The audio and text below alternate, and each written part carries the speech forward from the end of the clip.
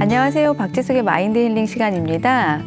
여러분들은 아침에 일어나서 혹은 출근하실 때 가장 먼저 뭘 하세요?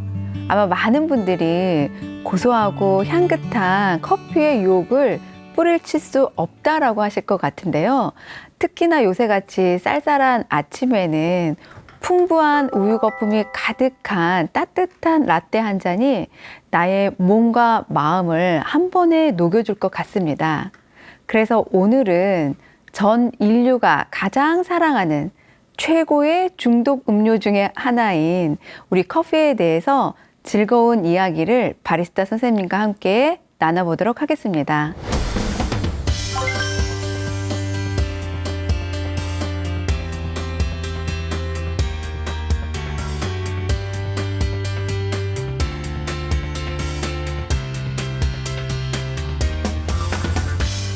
염소들이 빨간 색깔 열매를 먹고 기분이 좋아서 흥분하고 날뛰는 걸 보고 커피가 처음 발견되기 시작하는 거죠. 쉽게 말씀을 조금 드리면 우리가 모래에 물을 붓는 것과 자갈에 물을 붓는 것을 조금 차이를 들면 아주 쉽게 이해하실 수 있는데, 창업을 하시려면 우선은 제일 먼저 창업 인테리어에 들어가는 부분들을 좀 알고 계셔야 됩니다. 그래서 커피 머신은 우선 넣으시려면 머신이 한 대.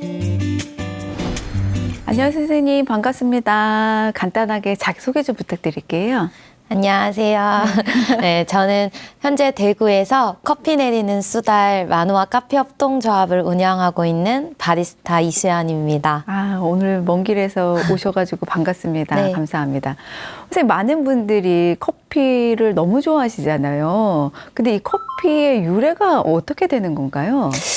커피는 현재 한 1000년 정도 역사를 가지고 네. 있고, 한국은 다들 잘 아시다시피 고종 100년의 역사를 가지고 있는데요. 사실 사람이 제일 먼저 먹었던 건 아니고 염소들이 빨간 색깔 열매를 먹고 기분이 좋아서 흥분하고 날뛰는 걸 보고 그 당시 목동 칼디라는 아저씨를 통해서 커피가 처음 발견되기 시작하는 거죠. 그냥 그 커피 생 원두를 염소들이 먹고 그렇게 막 기분이 좋아서 그랬군요. 네, 빨간 색깔 열매를 먹었는데 그 당시에 너무 신기해서 그 당시 수도승, 이제 나라의 제일 왕인 그분들에게 커피를 가지고 갔는데 이걸 불에 태워서 이제 처음에 그때부터 이제 원두라는 걸 알게 시작하는 거죠. 그러면 이제 그 커피에 들어있는 원두에 들어있는 카페인 성분 때문에 이제 막 각성을 해서 그 염소들이 날뛰었군요. 그렇지 않을까요? 그 염소, 네 발로, 제가 학생들한테 수업할 때는 이제 네 발로 걸어야 되는 염소가 두 발로 뛰어다니더라라고 이제 얘기하기도 하고. 아마 그 정도로 이제 각성이 돼서 활발하게 막 움직였던 것 같습니다. 그리고 선생님, 요새는 이제 아무래도 집에 있는 시간이 많이 늘어나다 보니까 많은 분들이 홈트를 하시잖아요. 네. 그런 것처럼 또 카페에도 마음대로 못 나가고 하시니까 홈카페라고 집에서 많이들 또 커피 내려서 드시고 싶어 하는 것 같으세요. 근데 집에다가 이제 홈카페를 만들려면 기본적으로 뭘 준비해야 될지 좀 막막하거든요. 어떻게 준비를 해야 될까요? 사실 요즘에 홈카페라고 해서 막 되게 많은 인플루언서들이라든지 되게 많이 볼 수 있잖아요. 근데 그만큼 우리 집에 갖다 놓을 수는 없고. 그래서 대부분이 캡슐 커피를 사실 조금 많이 선호를 하시긴 하세요. 근데 아무래도 커피를 내가 정말 좋아한다 하시는 분들은 되게 만원대의 이 핸드드립 세트들부터 시작해서 하시는데, 사실 에스프레소 머신도 요즘에는 되게 많이 볼 수가 있어요. 그래서 가정용 에스프레소 머신이요? 그래서 한 20-20만 원대의 가정용 에스프레소 머신을 들리시기도 하시고, 나는 정말 커피의 고유의 맛을 느끼겠다 하시는 분들은 이제 핸드드립 세트를 보통 많이 선호를 하시죠. 그러면 기본적으로 뭘 이렇게 구매를 해서 세팅을 해야 될까요? 요즘에는 되게 편해서 핸드드립 세트가 사실 되게 잘 나와서 나오기는 하는데, 제가 오늘 조금 가지고 오기도 했습니다. 그래서 이제 보통 제일 가장 필요한 게 이제 커피를 내릴 수 있는 드리퍼. 그다음에 이제 커피를 추출할 수 있는 서버가 필요하고요. 그다음에 이제 주전자는 필수로 사용을 하셔야 되기 때문에 준비를 해주셔야 되고, 예전에는 원두로만 보통 구매를 하시거나 이제 가루로 된 걸 구매를 많이 하시는데, 요즘에는 원두 판매하는 곳들에서 희망하시는 대로 분쇄도를 또 갈아서 주기도 하기 때문에 핸드밀은 자유로 이제 구매를 하시면 돼요. 여기서 말씀하신 핸드밀이란 거는 이제 우리의 원두를 갈아주는, 이렇게 드르륵 갈아주는 그걸 얘기를 하시는 거죠? 네. 그러면 이제 이렇게 보니까 지금 이 필터라고 하는 종이도 하얀 게 있고, 그러니까 표백이 된 게 있고, 표백이 안 된 게 있네요. 네, 예전에는 뭐 하얀색은 표백이다, 갈색은 미표백이다 해서 나눠서 쓰시는 분들도 되게 많으셨는데 네. 최근에는 뭐 표백이다, 미표백이다 나누기보다는 보통 이제 그냥 페이퍼를 사용하시는 경우가 많고요. 네. 이제 여기 이제 바로 페이퍼에 커피를 사용하시는 분들이 계신 반면에 또 린싱이라는 걸 거쳐서 물을 한번 종이에 먹여서 추출하시는 방식을 사용하기 때문에 이제 개인의 취향에 따라서 사실 요즘은 많이 고르고 계시죠. 그러면 이제 페이퍼의 색상은 별 차이가 없다, 네. 요새는. 그리고 아까 그 닌싱? 네. 닌싱이라는 건 지금은 이제 지금 원두가 들어가 있지만 넣기 전에 물을 한번 이제 흠뻑 적신다, 이런 의미신 거죠? 네. 네. 그래서 뭐 데워주는 역할을 한다고 하시는 분들도 계시고 아니면 이제 종이에 남아있는 종이 맛들을 조금 버려서 네. 하신다 하시는 분들이 조금 네. 많으시죠. 가끔 어떤 커피를 드립해서 마실 때 그 말씀하신 그 종이 맛이 좀 강하게 나는 그런 저 필터가 있기는 하더라고요. 네. 그리고 이 드리퍼도 보니까 모양이 조금씩 다른 것 같아요. 네.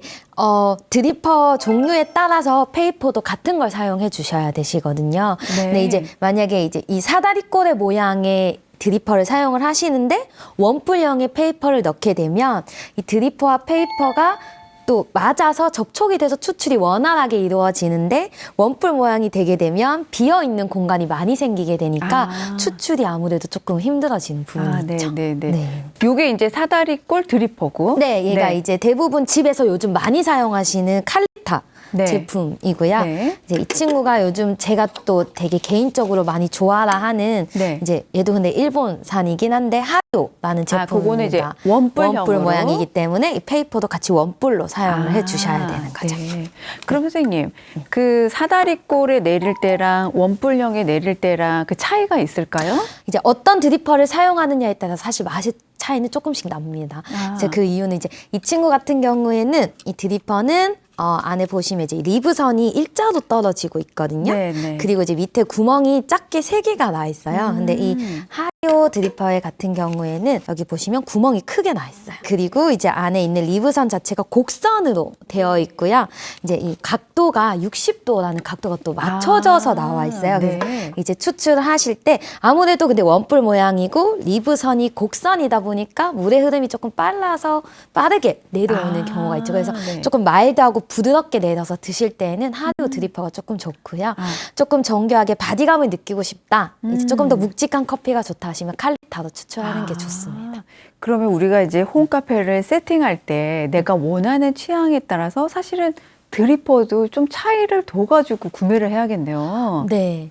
그래서 향이 좋은 커피, 이제 아무래도 아프리카, 에티오피아나 케냐 쪽의 커피는 향이 되게 좋잖아요. 과일 향이나 꽃향.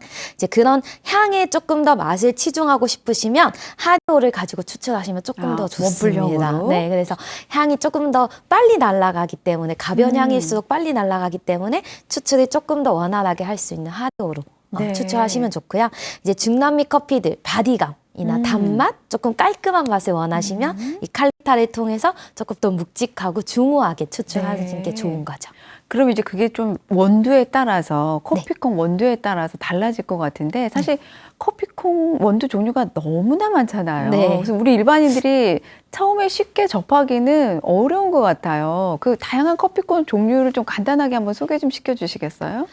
사실 원두를 판매를 해보면 어떤 원두를 가장 좋아하세요라고 했죠. 저는 원두가 뭐 있는지 사실 많이 몰라요. 이제 얘기를 하시는데 같은 아프리카의 에티오피아라는 나라에서도 한 가지의 원두가 나오는 게 아니라 지역별로 커피가 다 다르단 말이에요. 그래서 이제 조금 쉽게 커피를 처음 접하실 때는 내가 조금 그래도 산미, 신맛이 있는 커피 나는 괜찮아 라고 하시면 저는 사실 에티오피아나 케냐 커피를 조금 추천을 드립니다. 신맛을 좀 즐기시는 분들은 에티오피나 케냐.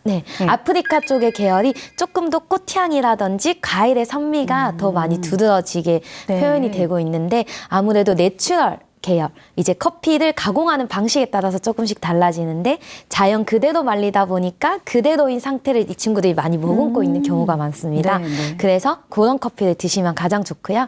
나는 되게 그냥 커피. 일반적으로 카페에서 사 먹는 네. 커피나 그냥 그런 커피 먹고 싶어 하시면 이제 중남미의 브라질이라든지 가테말라, 네. 콜롬비아 커피를 드시면 조금 더 고소하면서 단맛을 느끼시기에 가장 좋습니다. 그런 차이가 있네요. 네. 그래서 그런 커피 콩도 자기 취향에 따라서 이렇게 골라서 여러 가지 다양하게 맛보는 것도 아주 즐거운 일이 될 것 같아요. 네.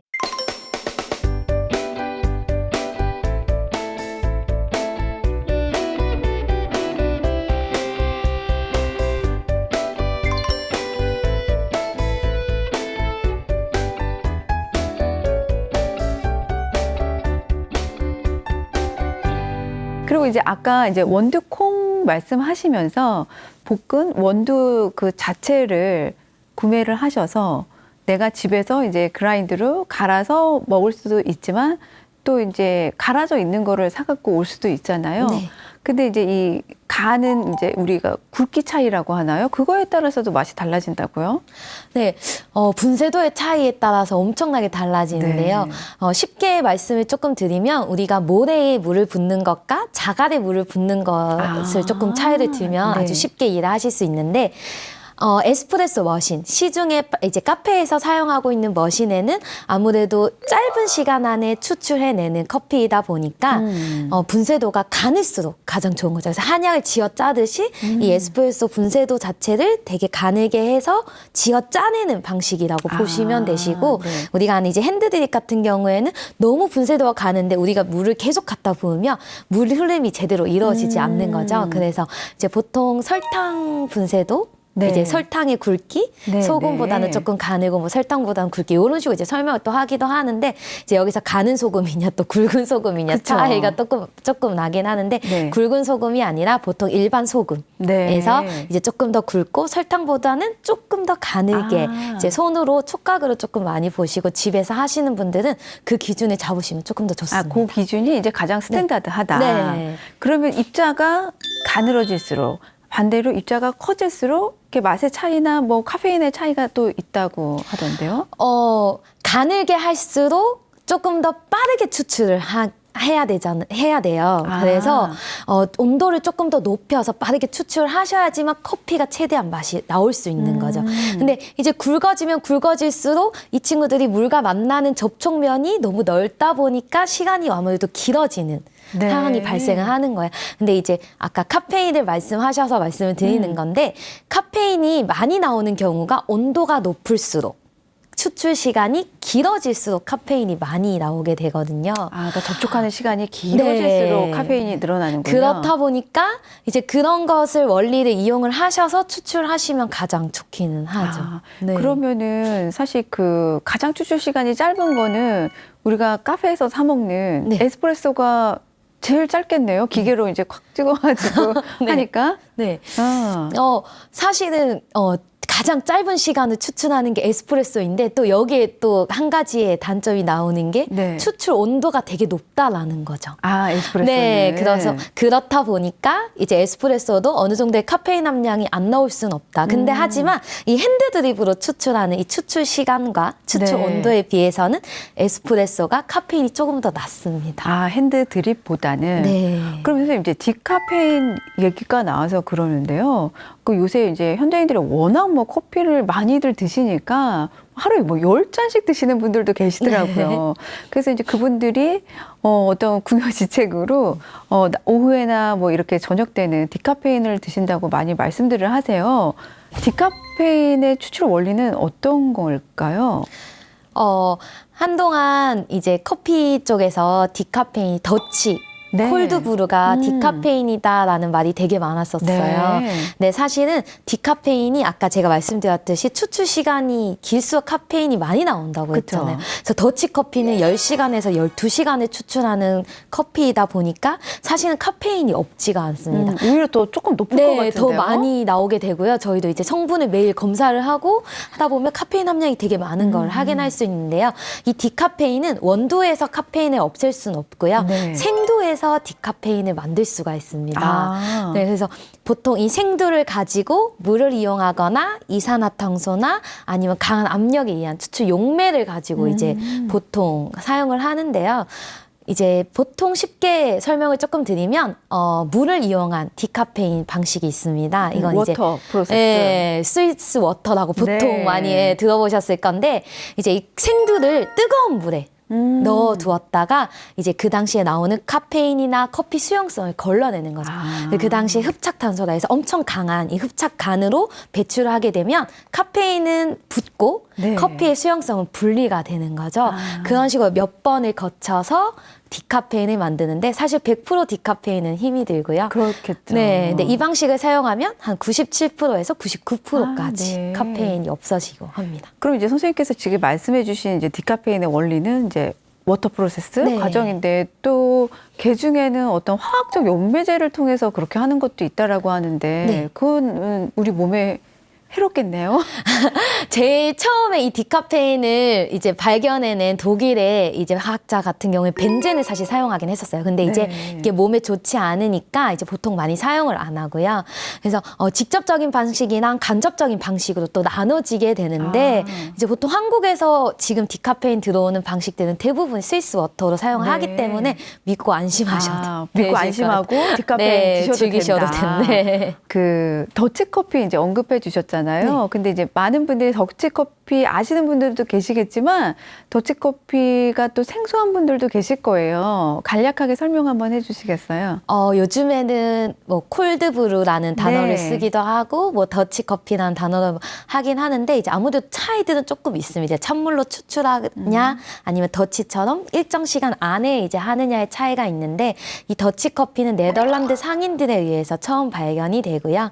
이제 배를 타는 이제 어부들이 아. 커피가 너무 마시고 싶은데 네. 사실 우리가 아는 커피들은 다 뜨거운 물로 커피를 추출하잖아요. 그쵸. 그렇다 보니까 이 어부들이 어떻게 하면 커피를 먹을 수 있을까 하다가 배 안에서 찬물로 추출해서 이제 와인처럼 숙성을 시키는 거죠. 네. 근데 그렇게 하다 보니까 너무 깔끔하고 오히려 맛있었군요. 네, 맛이 괜찮으니까 이걸로 우리는 이제 더치 커피라고 해서 많이 사용을 하자 해서 당시 네덜란드 상인들이 이제 더치라는 단어를 사용해서 이제 시작하게 되는 거죠. 그럼 네. 더치커피의 맛은 일반 원두로 내린 거나 혹은 에스프레소로 내린 거랑 어떤 차이가 좀 있어요? 아무래도 이 더치커피는 차가운 물로 추출하다 보니까 향이 조금 더 오래 보존되기도 하고요. 네, 조금 더 뜨거운 커피로 내렸을 때 그때 갑자기 발효돼서 나오는 강한 신맛이라든지 그런 맛보다는 조금 부드러우면서 부드럽겠군요. 깔끔한 맛이 조금 더 특징이라고 보시면 됩니다. 네네네. 그러면 우리가 커피 콩을 로스팅한다 그러잖아요. 이거를 조금 뭐 더 세게 볶느냐 아니면 약하게 볶느냐에 따라서 맛이 많이 차이가 날 것 같은데요. 요즘에는 커피의 고유의 맛을 살려주자 해서 이제 커피 콩의 원래의 색깔인 갈색을 찾아주고 있는데요. 네. 이제 생두는 연한 녹색. 네, 진한 녹색을 띠고 있습니다. 그래서 얘가 불을 받으면서 노란색, 주황색, 갈색깔로 변하게 되는데요. 이제 보통은 약배전, 중배전, 강배전이라고 한국말로는 보통 많이 나눕니다. 그래서 보통 우리가 알고 있는 프랜차이즈 카페라든지 개인 카페에서는 강배전을 보통 많이 사용을 네. 하고요. 로스팅을 직접 하는 카페들에 가보시면 중배전으로 많이 이용을 하게 되는데요. 중배전으로 갈수록 커피가 가지고 있는 고유의 향이라든지 신맛과 단맛이 많이 느껴진다면 이 신맛과 단맛에 불을 계속해서 가하다 보니까 얘들이 태워지게 되는 네. 거죠. 그래서 쓴맛이 많이 나오는 경우가 돼서 쓴맛과 탄맛을 느끼시는데 그냥 쉽게 얘기하면 커피도 우리가 먹는 음식이랑 다름이 없잖아요. 그래서 고기를 우리가 구워 먹을 때 불에 소고기를 태워서 먹는 사람은 네. 아무도 없잖아요. 네, 그렇다 네. 보니까 적당하게 맛있게 구워야 맛있듯이 커피 원두도 생두도 적당한 배전도에 따라서 로스팅을 해서 드셔주시면 가장 좋은 거죠. 그러면 네. 이제 우리가 시중에 이런 그 대규모 프랜차이즈 커피집 같은 데는 대부분 많이 조금 이렇게 강하게 볶잖아요. 그 네. 이유가 있을까요? 처음에 한국에 커피가 넘어오면서 이제 아무래도 가장 인기가 많았던 커피가 이제 이탈리아에서 커피가 많이 넘어왔잖아요. 근데 이탈리아에서 에스프레소를 즐겨 마시면서 그 당시 그 원두들이 넘어왔는데 그 원두들이 되게 다 강하게 볶여 있었어요. 근데 그렇다 보니까 처음 사람들이 접하면서 그래 커피는 쓴맛이야 해서 느끼다 보니까 모든 대중화가 되어버린 거죠. 네. 그래서 수강생들 중에서는 인생이 쓰니까 커피가 쓰다라고 얘기도 하시는데 실제로는 커피는 쓴맛보다는 되게 네. 산미라든지 단맛이 되게 좋은 아. 커피인 거죠. 그래서 보니까 뭐 우리 선생님께서도 이제 커피숍을 운영을 하고 계시지만 동네마다 아주 그 바리스타 분들이 자기 고유의 이렇게 원두를 가지고 운영을 하는 거를 보거든요. 그러면 가보면 집집마다 정말 다 커피 맛이 다른 것 같아요. 그게 이제 볶는 거에 따라서도 다르고 어떤 분이 어떻게 이제 뭐 블렌딩을 하느냐 이런 거에 따라서 많은 차이가 있는 거군요. 네. 아무래도 대중적인 맛을 따라가느냐 아니면 로스터의 특색을 살리느냐에 따라서 조금씩 많이 달라지는데요. 저도 사실 처음에 커피를 시작했을 때 많은 분들이 이게 좋은 커피야. 이렇게 마셔야 돼. 네. 해서 했는데 사실 많이 괴리감이 있었어요.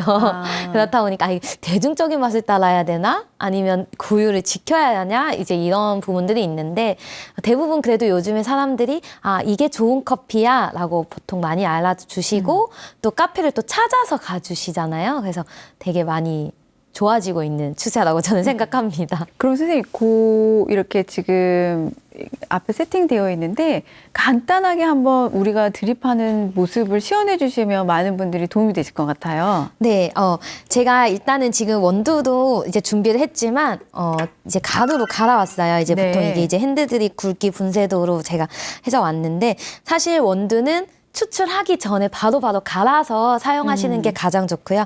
지금도 향이 되게 많이 나잖아요. 네, 아주 여기 수치료 안에 정말 고소한 향기가 진동을 합니다. 커피 향이 빨리 날아가기를 막기 위해서 우리는 조금 사실은 그때그때 갈아서 네. 사용하시는 게 가장 네. 좋다는 거.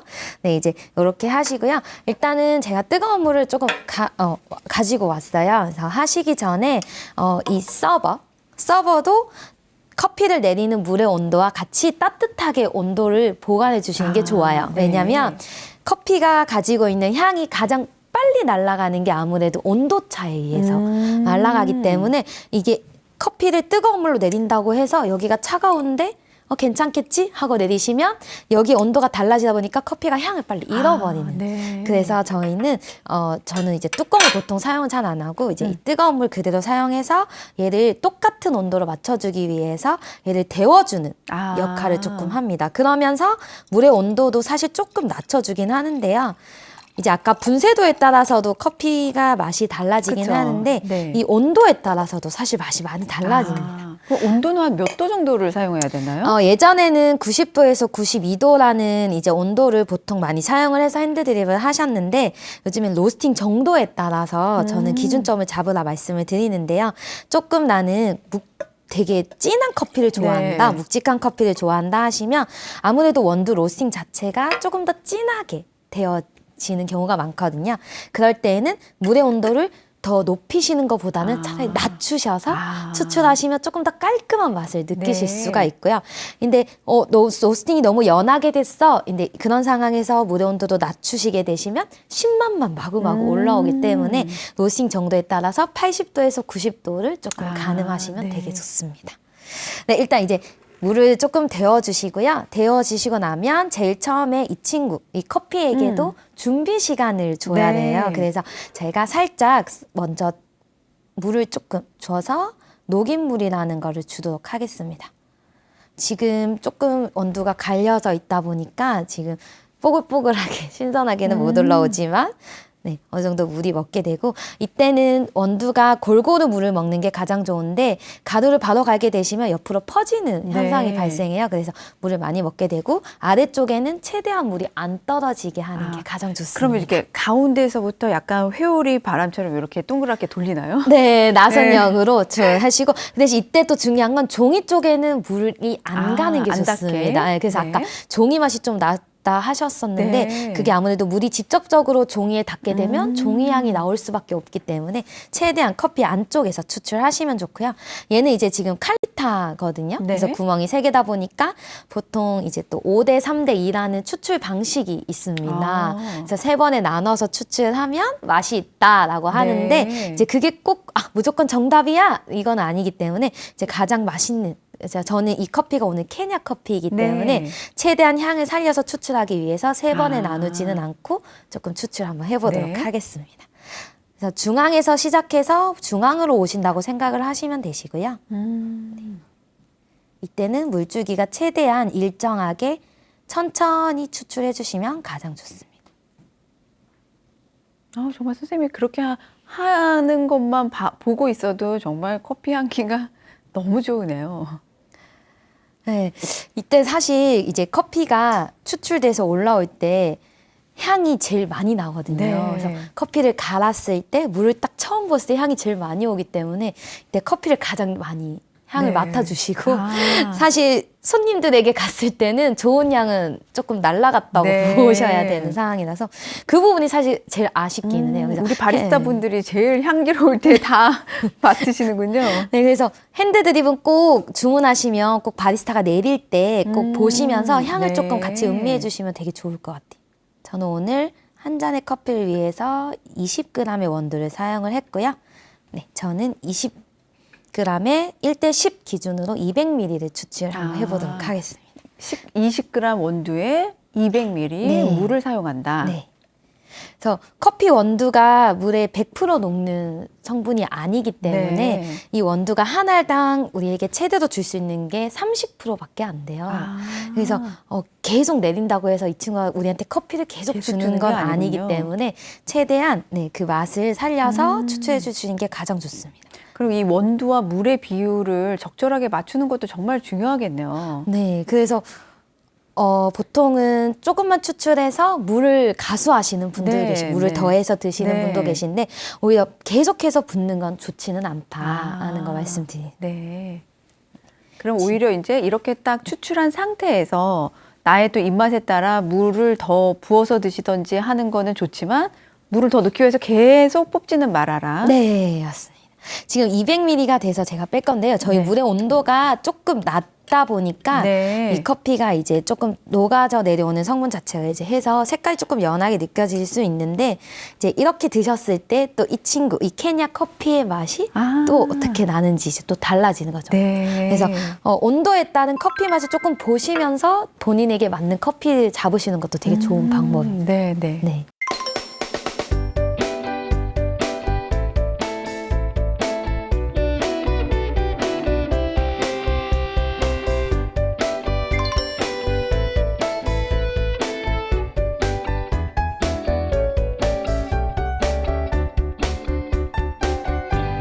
그리고 우리 카페 가보면 사실 우리 시니어분들이 어떨 때는 너무나 많은 커피 종류가 있어서 메뉴를 이렇게 보시면서 뭐를 골라야 될지 잘 네. 헷갈리실 때가 있을 것 같아요. 대부분 그냥 아메리카노 아니면 이제 라떼 요 정도 아실 것 같은데 그 다양한 커피 종류 대표적인 거 몇 가지 소개해 주시겠어요?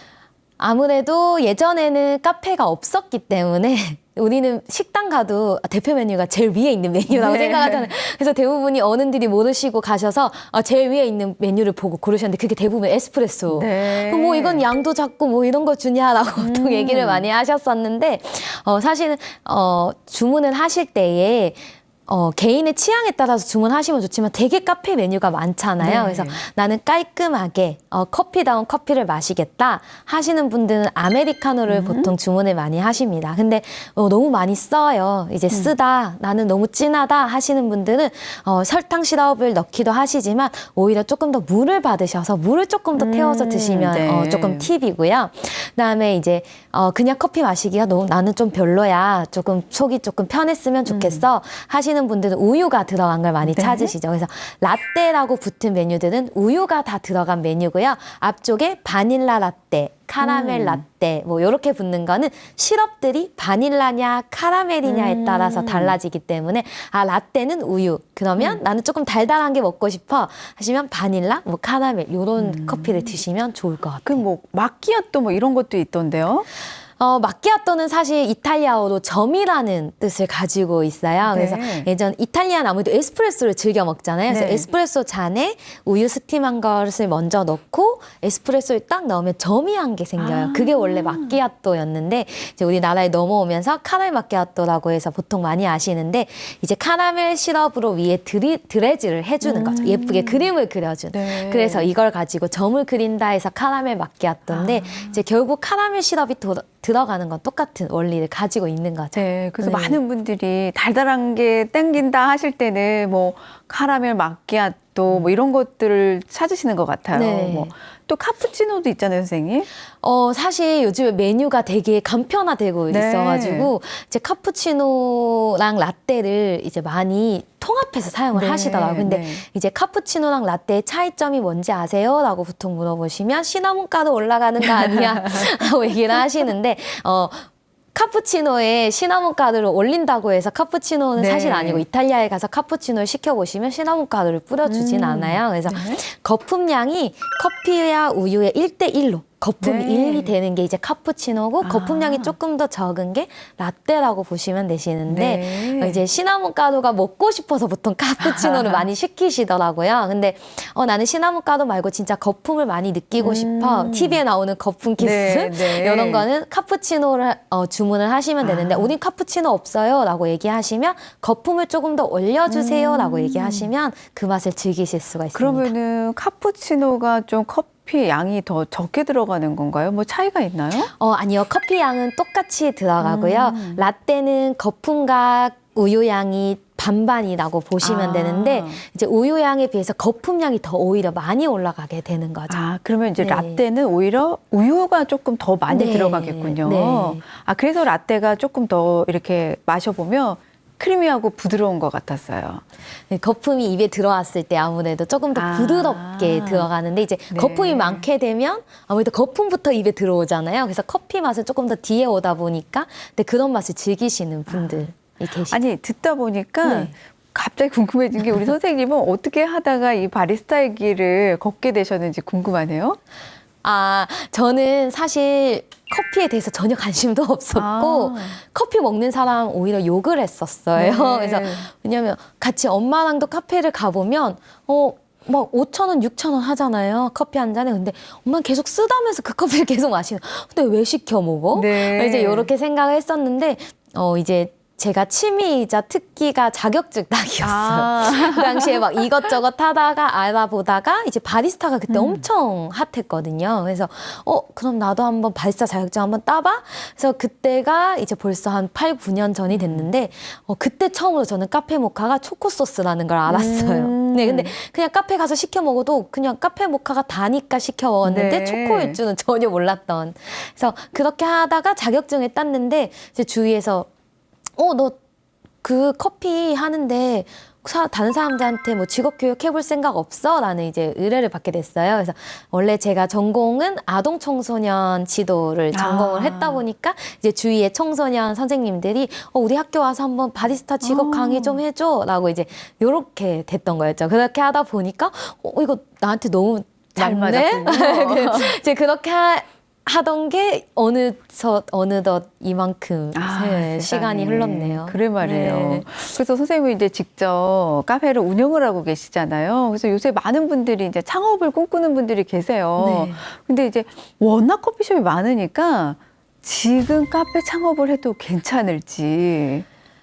사실 저도 뭐 제가 돈이 많아서 내가 넉넉해서 카페를 차리진 않았었고 그 당시 이제 부모님이 식당을 하셨는데 식당을 다 접고 저한테 이제 한번 해봐. 그러면 이제 해서 카페를 사실 오픈을 했었어요. 이제 부모님 돈으로 작게 시작을 했었는데 그 당시에 이제 카페를 하면서 많은 분들이 어려 보이시는데 되게 성공하셨어요라고 많이 찾아오시면서 창업 문의를 되게 많이 하셨는데 네. 그때 당시에 저는 진짜 죄송한데 카페 왜 하세요?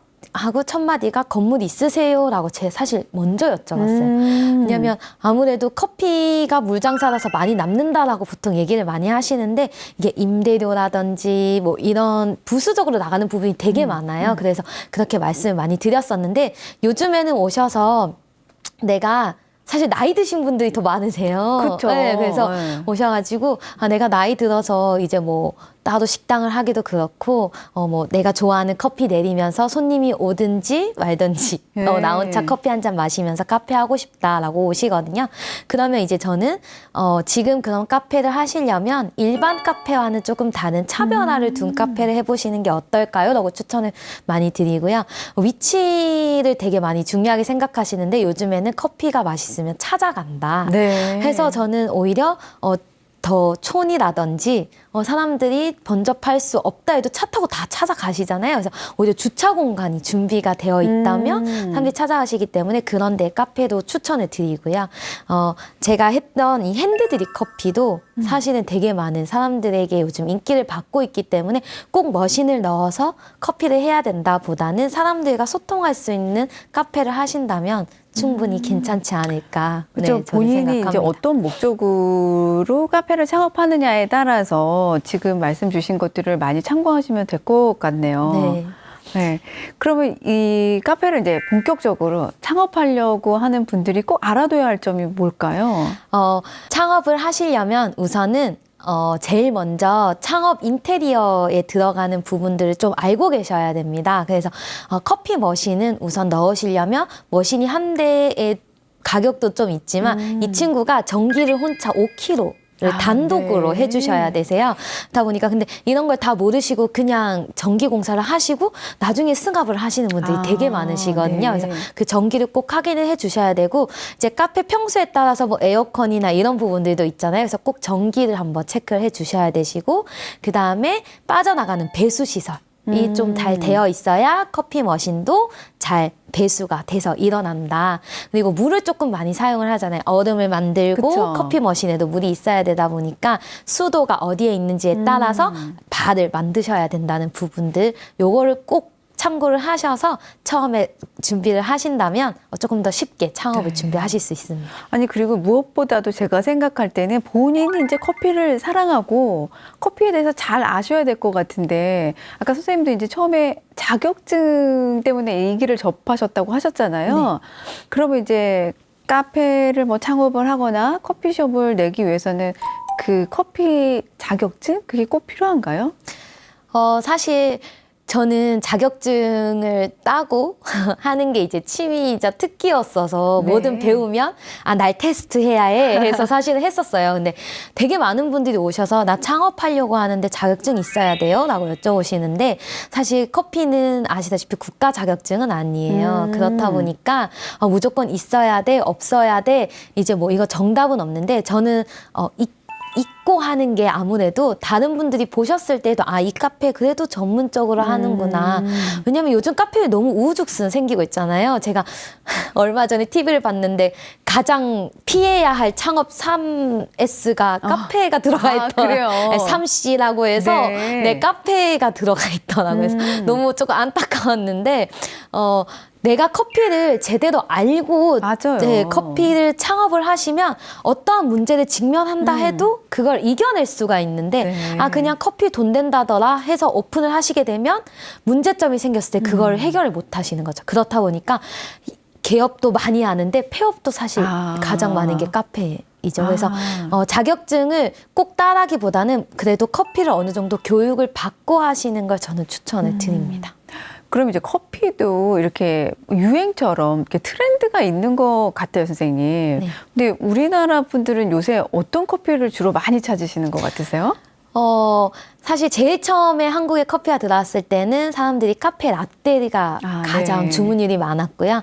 요즘에 이제 최근에 들어와서는 아메리카노를 많이 드시긴 하는데 요즘에 이탈리아의 문화를 또 계속해서 왔다 보니까 이제 지금 저희 커피의 도시 대구에도 에스프레소 바가 또 생기고 있더라고요. 그래서 사람들이 에스프레소 별로 안 되니까 막 두세 잔씩 컵을 다 네. 먹었다고 세워서 사진 찍어서 보내는데 그만큼 커피를 좋아하시는 분들이 에스프레소도 즐기시고 또 집에서 핸드드립으로 많이 드시기 때문에 이제 아무래도 조금 더 커피 고유의 맛을 찾아가고 있는 추세인 것 같습니다. 정말 이렇게 사람들의 니즈가 다양하다 보니까 커피의 문화도 그만큼 정말 다양하게 잘 퍼지고 있는 것 같네요.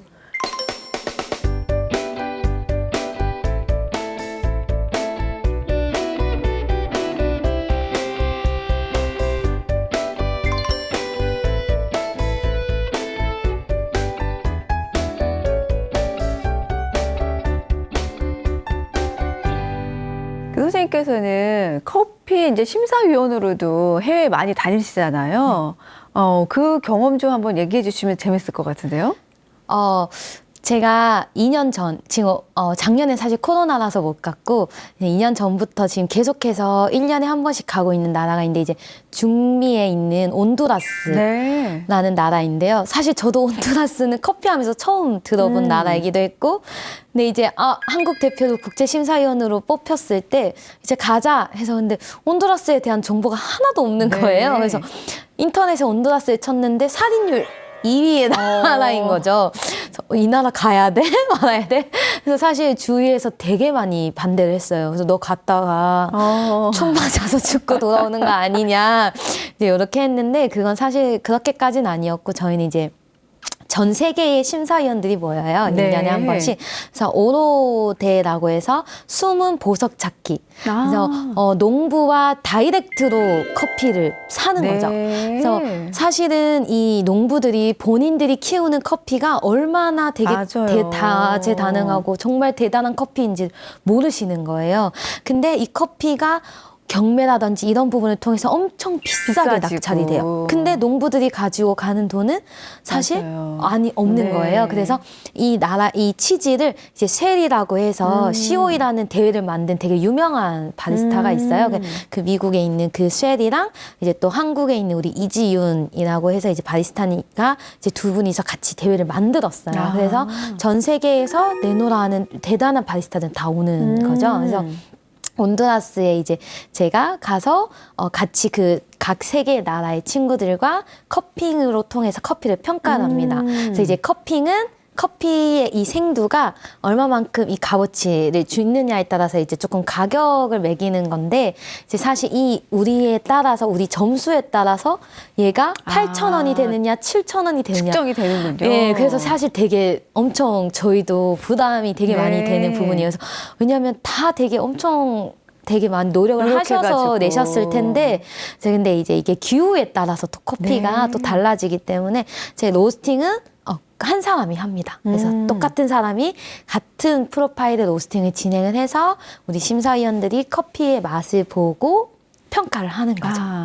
그래서 그게 마지막에 탑 10이 걸러지게 되면 이제 그 탑 10에 들어있는 커피들은 경매를 해요. 그래서 몰래 가격을 적는 거죠. 그리고 이제 나머지 커피는 그렇다고 버리는 건 아니고 이제 조금 가격이 저렴하게 이제 매겨져서 이제 전 세계의 바리스타들이 사서 가게 되는데 제가 처음 갔을 때는 이제 온두라스의 산타바바라라는 나라였는데요. 거기는 처음에 이제 저도 가서 보니까 뭐가 뭔지도 모르겠고 뭐 경매를 어떻게 해야 돼? 그래서 이 돈이 한국에서 사는 것보다 진짜 싸기는 싸요. 근데 이게 과연 내가 제대로 알고 가는 걸까 해서 사실 경매에 참여를 못했는데 제가 이제 작년에 갔을 때는 참여를 해서 제가 9위 커피를 낙찰을 받아서 온 거예요. 저는 1위의 커피도 맛이 있었지만 저에게 매력적인 커피가 9등이었던 거죠. 그래서 그 커피를 가지고 들어와서 이제 판매를 했는데 되게 사람들이 엄청 좋아하시더라고요. 네, 그래서 이제 다이렉트 트레이딩을 왜 하는지 알겠다. 그래서 다이렉트 트레이딩이라고 보통 얘기를 많이 하시는데 이게 직접 그 농부들과 바로 해서 우리만 가지고 있는 커피. 제가 그렇게 되다 보니까 그 커피가 되게 인기가 많았어요. 근데 한정이라는 거죠. 그래서 그 온두라스에서 가지고 와서 제가 그 커피를 가지고 또 홍보도 되게 많이 하고 온두라스 커피 많이 드세요. 그래서 사실 커피 드셔보신 분들도 온두라스 커피는 잘 모르세요. 그래서 근데 이제 그렇게 제가 말씀을 또 드리기도 하고 이제 하는 부분이죠. 근데 커피를 하신다면 진짜 커피 산지에는 꼭 가볼만 하구나. 이제 산 전체가 다 커피 나와요. 전 너무 행복했었거든요. 그래서 그런 곳에 가서 직접 커피 열매도 보고 이제 그런 부분들이 저에게 공부도 많이 되었고요. 그래서 그래서 저는 아프리카 이제 가보는 게 제 소원입니다. 정말 귀한 경험하고 오셨네요. 또 선생님께서는 그 커피로 뭐 재능 기부도 하시고 원두도 나눔한다고 들었어요? 사실 교육 기부를 원해서 시작은 한 거는 아니었고요.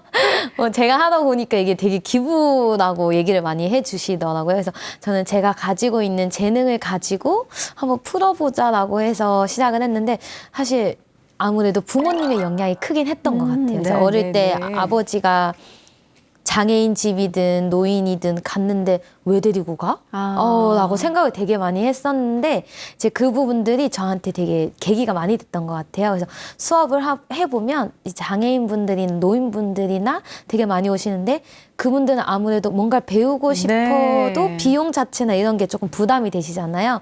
그래서 그거 커피 얼마 한다고 내가 직접 로스팅 하는데 조금 줄여주자 하면서 이제 시작됐던 게 기부 활동이 되었던 것 같습니다. 마지막으로 우리 시니어 시청자 여러분들한테 꼭 뭐 해드리고 싶은 말씀 있으실까요?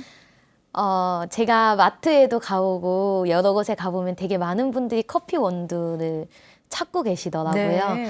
근데 이제 사실 제가 막 나서서 그 원두 사지 마세요. 뭐 그 원두 네. 사세요. 이런 말 사실 못 드리는데 직접 눈으로 보고 커피를 사시는 걸 저는 조금 추천을 드립니다. 아무래도 원두가 로스팅이 언제 됐고 이제 어떻게 되어 있는지를 보시면 가장 좋고 그 커피가 로스팅이 된 커피가 또 언제 로스팅이 되었고 유통기한은 또 얼마인지 사실 커피가 유통기한이 정해져 있지는 않거든요. 네. 근데 커피는 향으로 마시잖아요. 그쵸. 그렇다 보니까 향을 가장 잘 느끼고 싶으시다면 로스팅 된 지 일주일 안에 된 커피를 꼭 구입을 하셔야지만 드시기에 가장 좋습니다. 그래서 무턱대고 저렴한 커피라고 해서 조금 사 드시기보다는 조금 더 그래도 퀄리티 있는 나에게 좋은 커피를 네. 준다고 생각하신다면 그런 원두를 좀 찾아 드시면 좋을 것 같고 제가 수업하시는 나이가 드신 많은 아버님들이 커피를 배우러 오시는 네. 이유가 내가 나이 들어서 이제 뭐 하겠냐 이제 뭐 우리 집사람이랑 좋은 커피 내려 네. 마시지라고 해서 많이 배우러 오시거든요.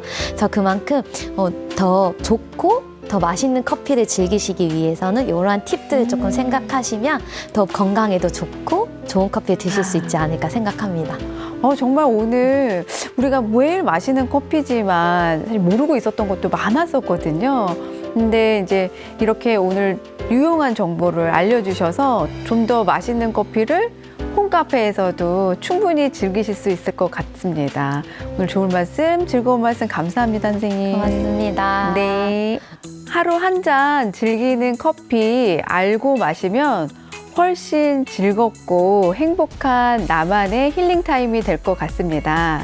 여러분들도 오늘 이 시간을 통해서 더욱 맛있고 향기로운 커피 타임 즐기길 바라고 함께 해주셔서 감사했습니다.